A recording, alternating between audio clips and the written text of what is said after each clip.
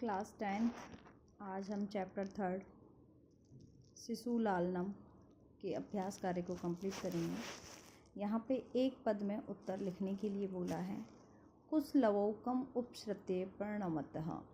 कुशलव किसके पास जाके प्रणाम करते हैं? रामम।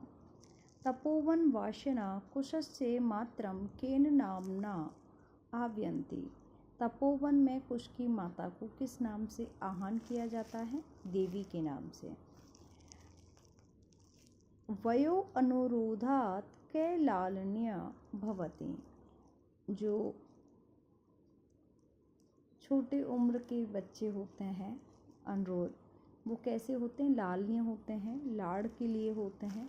तो किसके लिए बोला है? उम्र के जो उम्र में छोटे होते हैं, कम आयु वाले, तो वो कैसे हैं? लालनीय। कौन है? शिशुजन।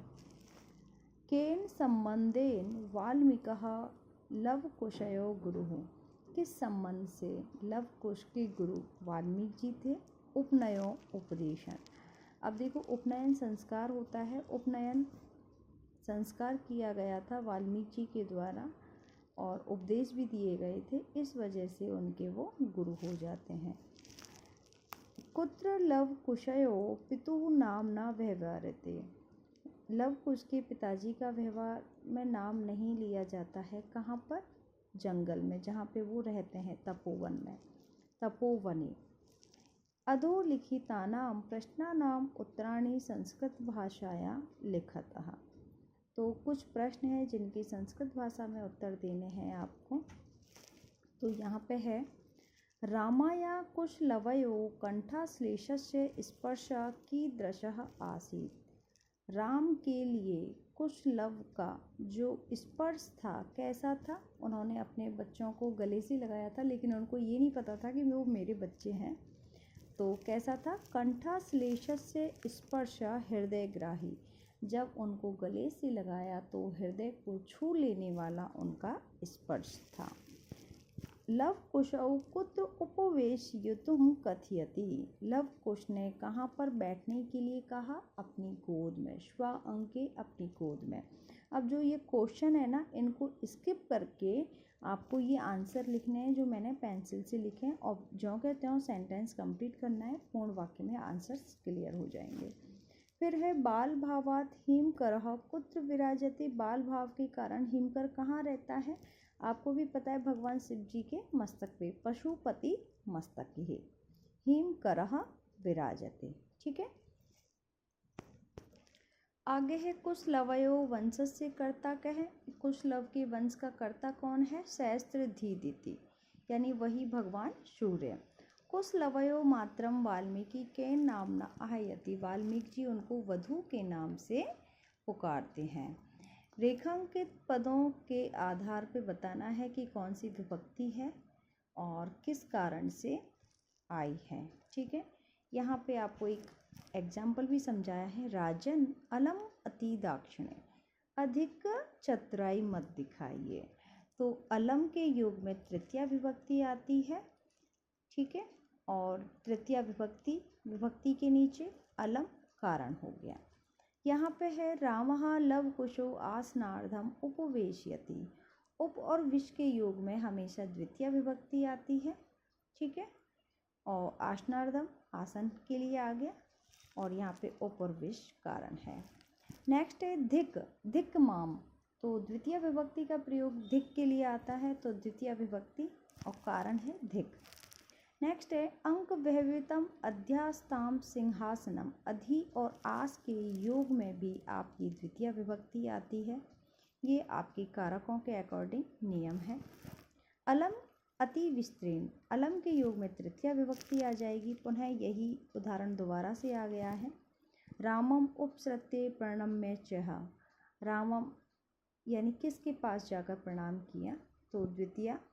और उप धन श्री, उप के योग में श्री ये आ रहा है ना, उप के योग में धातु आती है, तो द्वितीय विभक्ति का प्रयोग होता है। इस प्रकार से कुछ सेंटेंस हैं जिनमें अलग अलग क्रिया कर्ता पूछा गया है। जानामि अहम तस्य नाम ध्येयम, इसमें इन्वर्टेड कॉमा में है ये, इसमें कर्तृपद होगा अहम शब्द। किम कुपिता एवं भणति उन प्रकृतिस्थिता। तो ये उन्होंने विदूषक ने कहा था, क्या वो क्रोधित होकर कहती हैं या उनका स्वभाव ही है। तो निरनुक्रोशम भगवान श्री राम के बारे में कहा गया था। तो अस्मात् वाक्या हर्षिता इति पदस्य विपरीत अर्थकम पद चित्वा लिखत। तो हर्षिता शब्द है, उसका विपरीत पद बताना है कुपिता यानी क्रोधित। हर्षित प्रसन्न और क्रोधित। विदूषक उपसृत्य यानी पास जाकर आज्ञा पवेतु भवान, आज्ञा दीजिए आप। अत्र भवान इति पदम कस्मै प्रयुक्त। भगवान किसके लिए आया था, रामम। ठीक है, तो यहाँ पे आपके लिए रामाय चतुर्थी विभक्ति किसके लिए आया है, रामाय। कस्मै आया है तो रामाय। नेक्स्ट है तस्माद अंक वह वितम अध्य आस्ताम सिंहासनम।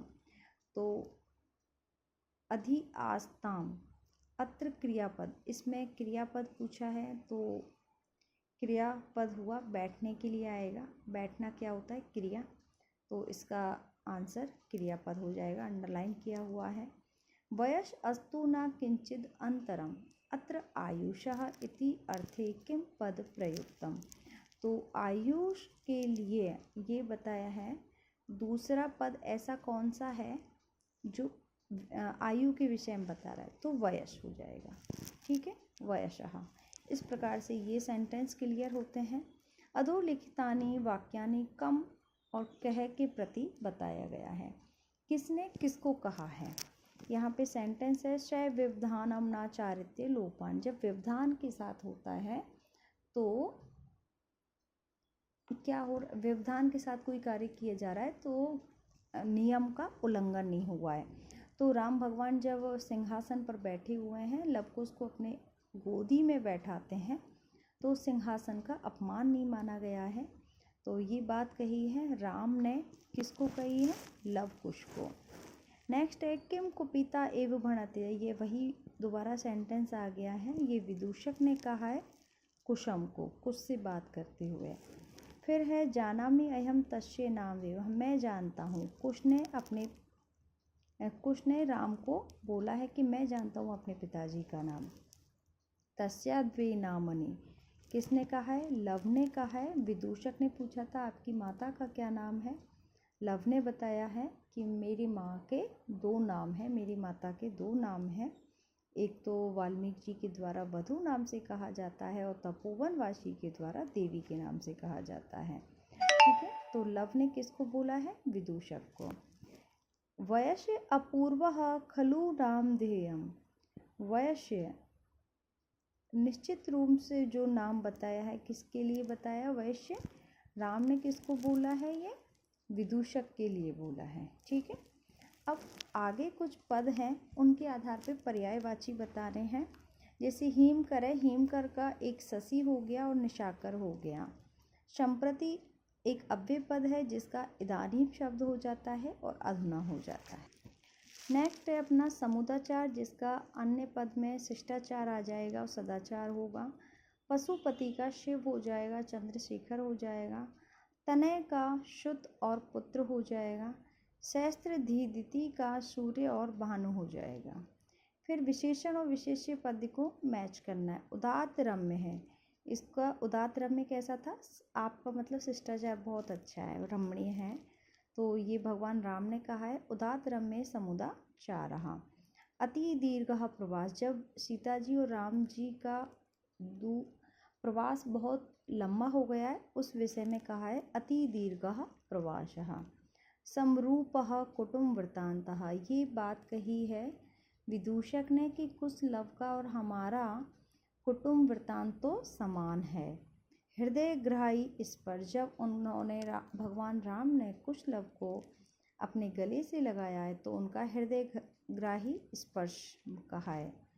कुमारयो, कुमार कौन थे, कुश और लव। इस प्रकार से ये हमारे विशेषण और विशेष्य मिल गए। यहाँ पे कुछ पद हैं जिनको संधि युक्त बताया है। द्वयोधन अपिहि, विसर्ग है तो ऋत्व विसर्ग का उदाहरण हो गया द्वयोर अपि, रपि हो जाएगा। द्वौधन अपिहि, द्वा अपिहि, तो इसमें आपकी अयादि संधि हो जाएगी। कै धन अत्रः को अत्रः पूर्व रूप संधि हो गई। अनभिज्ञ अहम अनभिज्ञो अहम ये भी पूर्व रूप संधि का उदाहरण हो गया। इति धन आत्मानम ये यण संधि का उदाहरण हो गया। इत्यात्मानम अधोलिखित पदेषु विच्छेदम कुरुतः कुछ पद और दिए हुए हैं संयुक्त पद जिनको हमें विच्छेद में बताना है। अयम अपि तयो तो इसमें 3 पदों में डिवाइड होगा ये अयम अपि एतयो। फिर है वयो अनुरोधात् वय अनुरोधात् ठीक है। समान अभिजनौ तो समान अभिजनौ।